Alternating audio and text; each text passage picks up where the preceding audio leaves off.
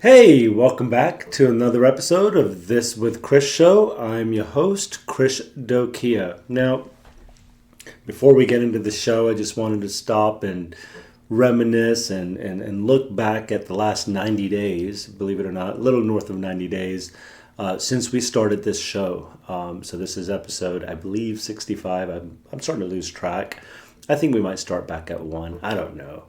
But the new year is right around the corner. We're super excited about spending some time with some family and friends over the next day and couple of weeks. Tons of trips planned for 2026. The show, it's been just something that just came out of nowhere. Obviously, I've shared, I kind of felt compelled to get back on the air and do some stuff. Post the Charlie Kirk assassination and just having a voice and talking about faith, family, and freedom, and it's been awesome. I love all of you guys for all of the amazing support. Next week we'll kick off with a whole new series. I know our number one episode this season, or sorry, this since we started the show, was the Mar Ed episode with I think 20,000 streams. Just on YouTube, but I think it was 75,000 streams across all platforms.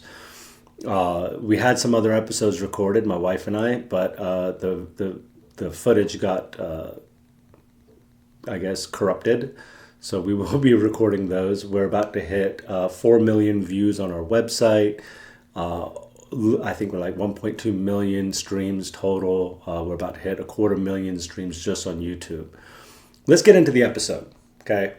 Now, this is the show where I like to sometimes slow things down just enough to think clearly in a world that's really sprinting in the wrong direction. Okay, and so today I'm talking about something that maybe sounds boring until you realize it quietly, I guess, controls everything else in our lives, and that is literacy in the United States, right, in America. Specifically reading, real reading. I was at lunch today with colleagues and I was talking about this, the idea of this episode, and I really now I'm even more energized after talking out loud about it, and getting some opinions as well. Look, I'm talking about reading and the kind where your brain has to stay in the room for an entire sentence. Okay, because last year, I did something as part of my New Year's resolution. I did something that honestly surprised even me. I decided that I was going to read one book a week, which I called the one book a week challenge. And I'm not talking about audiobooks, not, that's playing in the background or whatever. I'm not talking about headlines, not summaries or cliff notes, not threads, tweets, actual books, pages, chapters, and books that open and close. And I'm happy to say that I did it. I read 52 books this year. Some books, some weeks I read 2, some weeks I skipped, but overall 52 total books this year, which is 52 more than I read in the previous year in 2024. I didn't read any books in 2024. I'm not saying this to, kind of showcase a flex.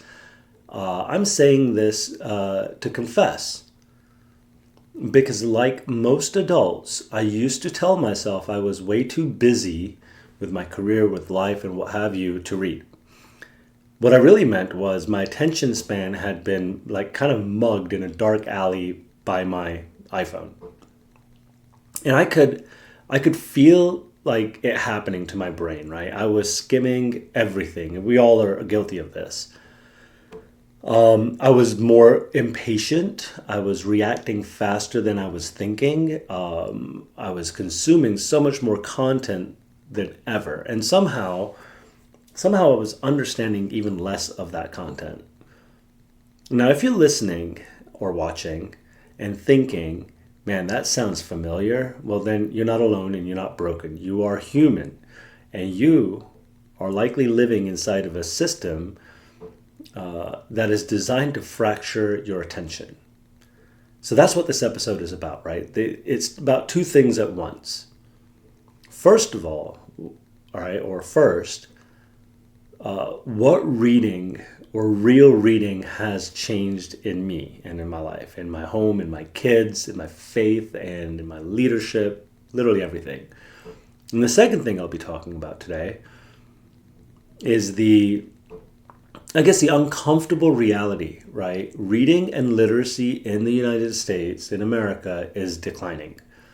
And the stats aren't something to just pass over. They're likely, we should most definitely be talking about this before it gets worse, okay? And that's what we're going to do today.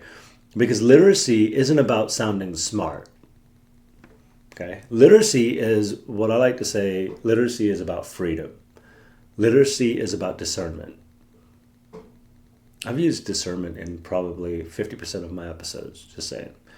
It's about not being owned by the headlines, about the not being owned by the outrage clips or whoever's yelling the loudest that day, okay?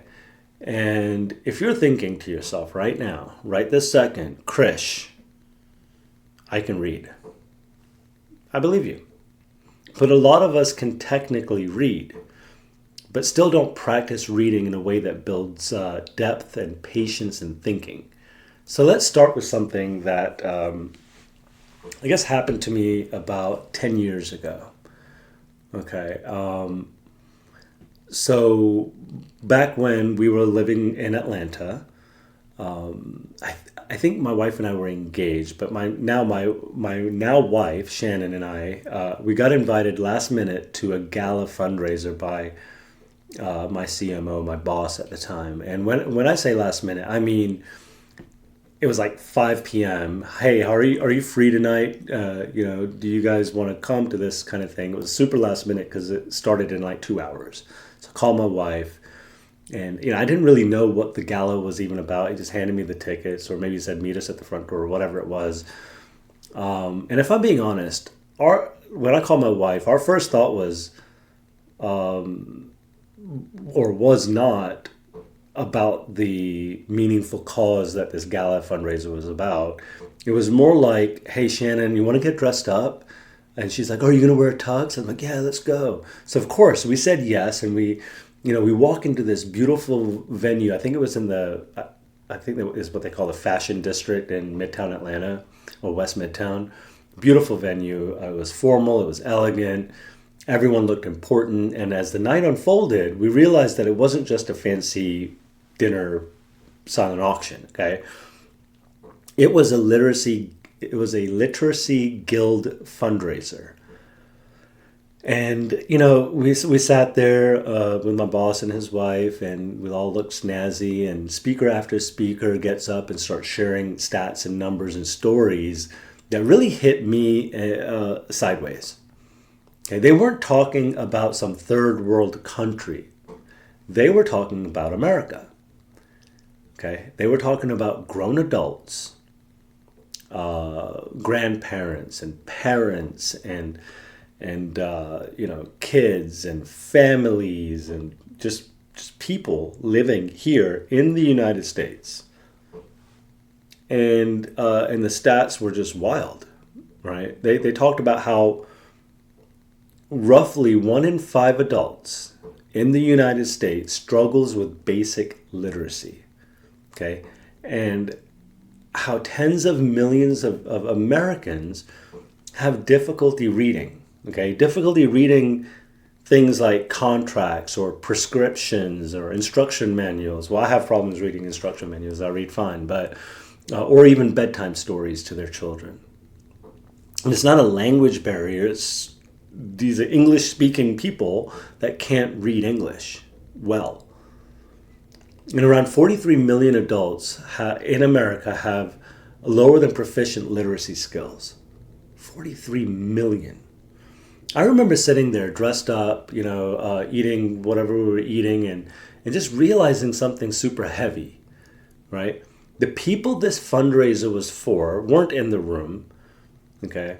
And literacy isn't loud. It doesn't trend. It doesn't even go viral, right? The clickbait stuff does, but social media isn't really, talking about literacy.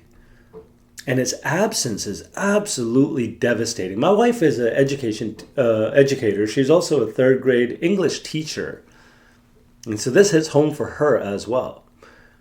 Now that night at that gala, at that fundraiser, it planted a seed in me, even though I didn't realize it quite at the time. Okay, fast forward a couple of years later, I find myself standing in someone else's home. We rented this townhouse when we moved to Dallas, and we were living. Our upstairs neighbor, I guess, they had invited us to their place for lunch. Right, it was totally casual. But when I walked in, the first thing I didn't notice was the nice food that was the charcuterie that was on the counter. It was all the books. Right, there were books everywhere. There were books on shelves, on tables, on corners, in little stacks. In the walkway there was a bookshelf there. It just looked like the whole place was designed around reading instead of screens. And it wasn't like a hoarder's library or something. It was neat and nice. But I remember thinking very clearly, right, man, I really wish I had time to read. Not that I should read more, because I wasn't quite reading at all. Not that I'll make time someday, but it would be I wish I had time, right? Because I answered it with a complete excuse. My comment to myself was an excuse. And that sentence, right, I wish I had time, tells you everything. Because what I was really saying is I admire this, but I don't live this way.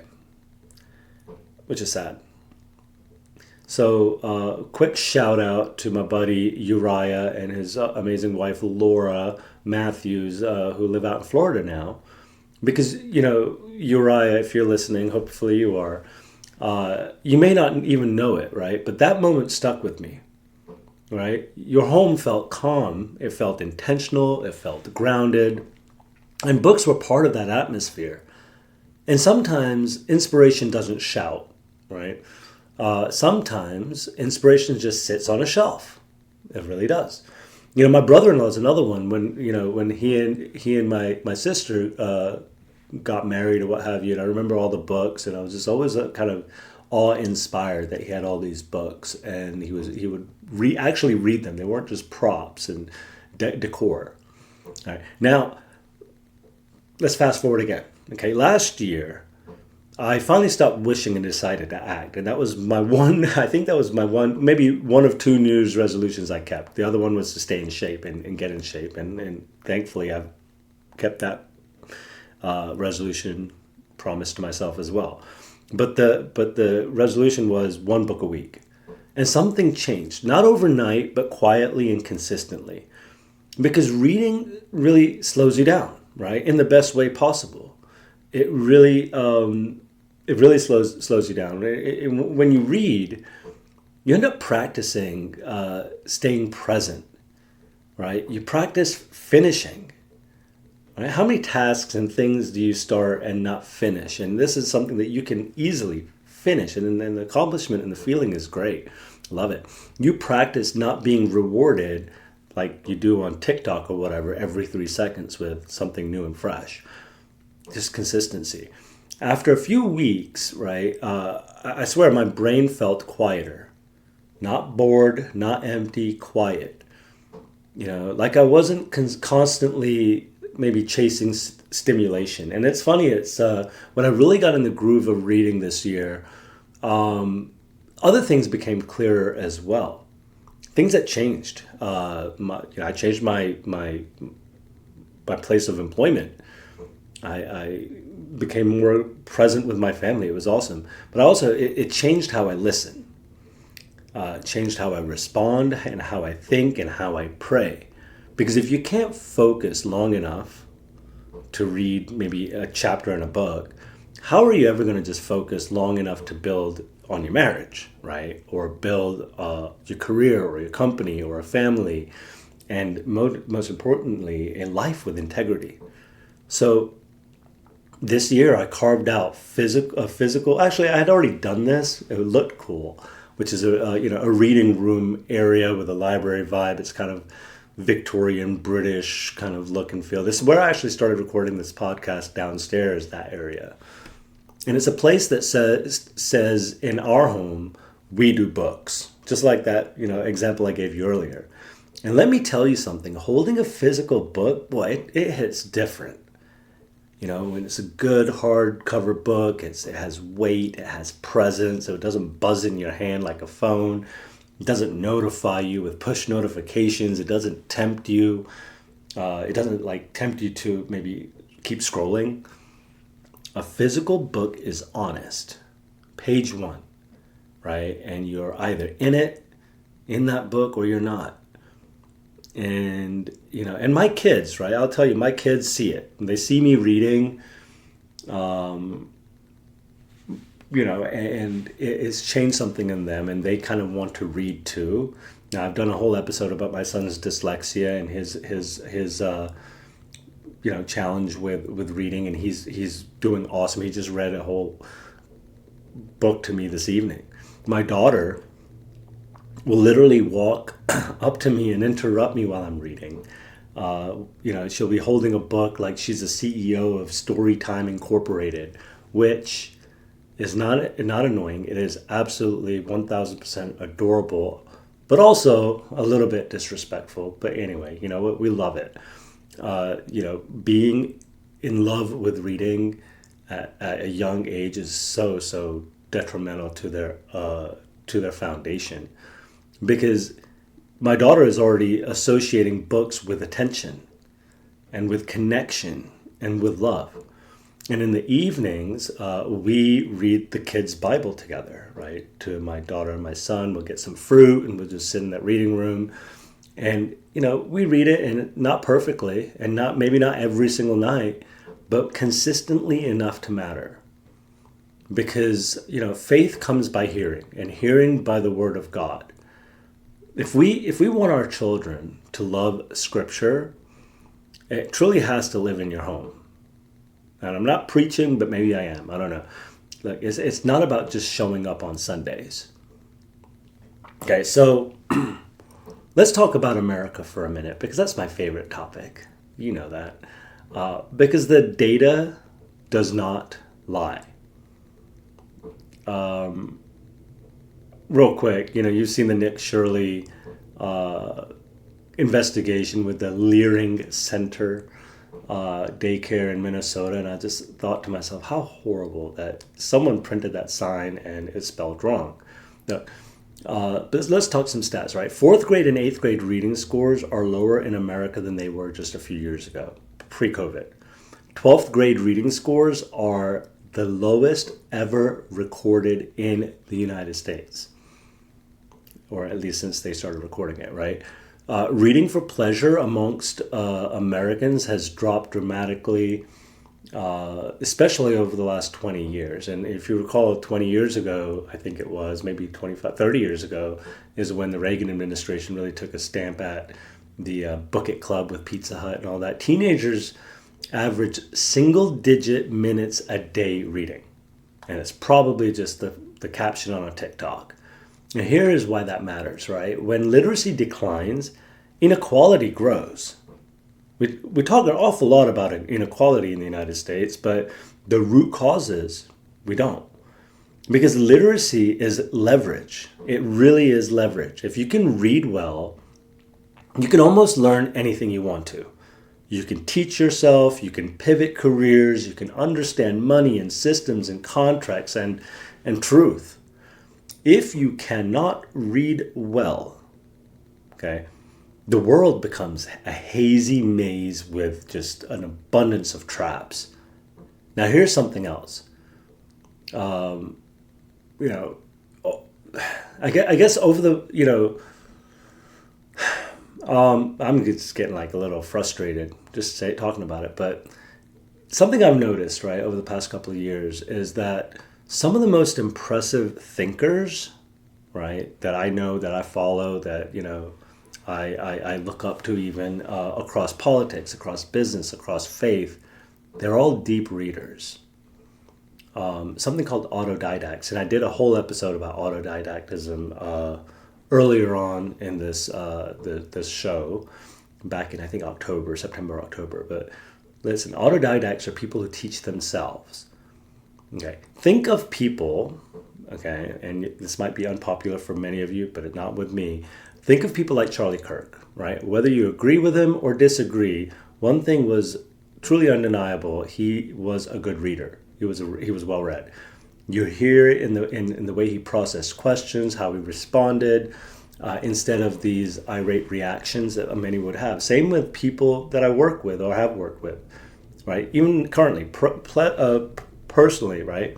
Like my current boss, and big shout out to John, who I had lunch with today, and I talked about this episode. There's something about people who read, okay? You can tell, okay? It's in how they speak, how they pause, how they're not frantic in their reactions. It's awesome, right? And one trait that keeps showing up with readers, and I love to people watch, and so is patience. And I'm not the most patient person. I try to be. But reading trains us, right, to sit with something longer than maybe your impulses want to. And that patience, that was a tongue twister, saying it twice. But that patience, it shows up everywhere you are, okay? In leadership, in parenting, in faith, in relationships. You don't just know more when you read, you guys, okay? You become a different type of person. It's really interesting. And again, doing this for the year, I think it's part of my physical and mental health, right? I was working out and training and losing weight, but I was also reading. And let me be clear, right? Because you guys know me. I'm not anti-tech. I'm not anti-fun. I'm not anti-audiobooks. But if reading isn't a discipline in your life, your brain becomes a couch potato brain. Everything just sits there. And then we wonder why in America everyone is so anxious and reactive and exhausted and easily manipulated. Not just America, but you as an individual. Okay, reading will make you harder to manipulate, I believe, because you in a sense, whether you're reading fiction or nonfiction or combination, you begin to learn how arguments are built, how logic truly works, and how context matters.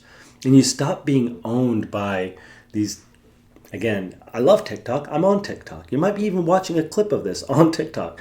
But you stop being owned by those sound bites, right? Now let's get a little practical here as well. One book a week sounds super intense, and I thought so too, until you end up doing the math.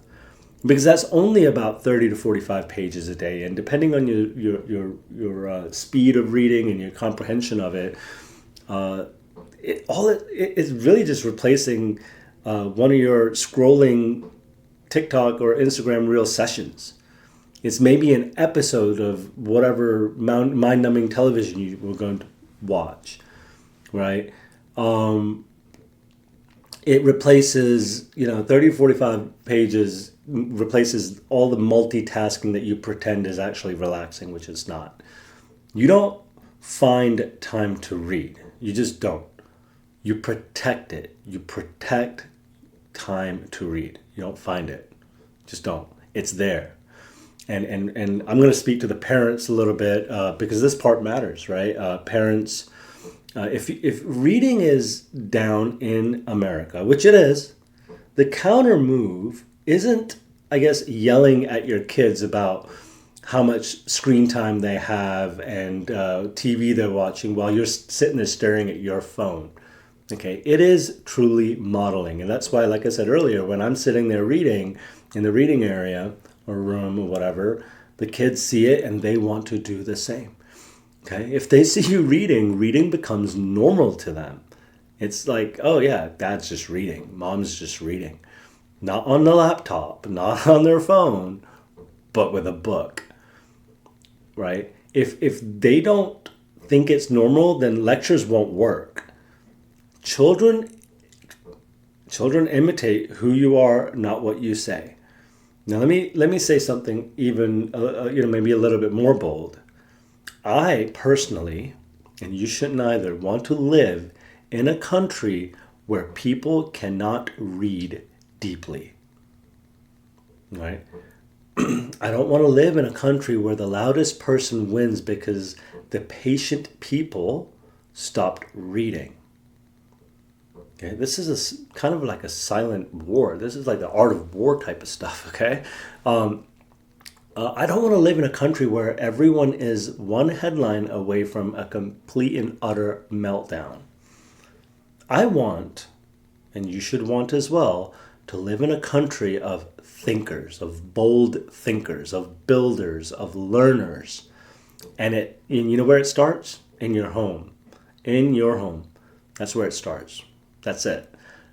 Each and every one of you can make a difference in this country. In your home. Right? That one book a week challenge didn't just make me read more, right? It made me calmer. It's I think you might beg to differ, but maybe I feel a little bit sharper. I think I'm more grounded. I'm more family oriented. I'm more patient. Like I think I already said that. It's made my home better, not just the little reading area, but we all kind of the energy.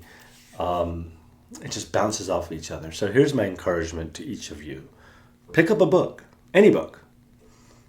Maybe it's a self-help book. Maybe it's not. I'm not talking about a recipe book or the Guinness Book of World Records book, which is also good because you're learning things about history that you can't erase. But try to pick up a physical book and hold it in your hands. Right. Let it slow you down. Let it slow you down. I want to drop a real quick story here. My dog even knew when I was reading. The dog Archie that passed away earlier this summer. I remember I had gallstone surgery or something like that, and or gallbladder removal, what it was. And my brother had given me a signed book of John Grisham's whatever book. My brother had driven to Memphis to get it signed. Anyway, my dog knew that I was ignoring him because I was sitting there laid up reading, and my dog ate the book when he first chance he got. He literally ripped up the entire book. Anyway, but look, reading is about being free. Okay, and I'll take freedom over scrolling any day. And you know me, I love scrolling, but reading is the key to freedom. Anyway. That was a lot. So thank you for listening. This with Krish. If this episode kind of hit home, follow the show on Spotify or subscribe on YouTube. Share it with someone who always says, I used to love reading, but I just don't have time. We're going to take a couple of days off, at least New Year's Day. New Year's Day, the Georgia Bulldogs are playing Ole Miss in New Orleans for the Sugar Bowl. So super excited about that. Go Dogs, go Dogs, go Dogs. I need to see my Bulldogs go to the national championship. But we'll be kicking off this year with a number of episodes, number of articles on the website. We just got a lot of fun things planned for you guys. And yeah, so anyway, I always like to end my show with, I love y'all. See you next time.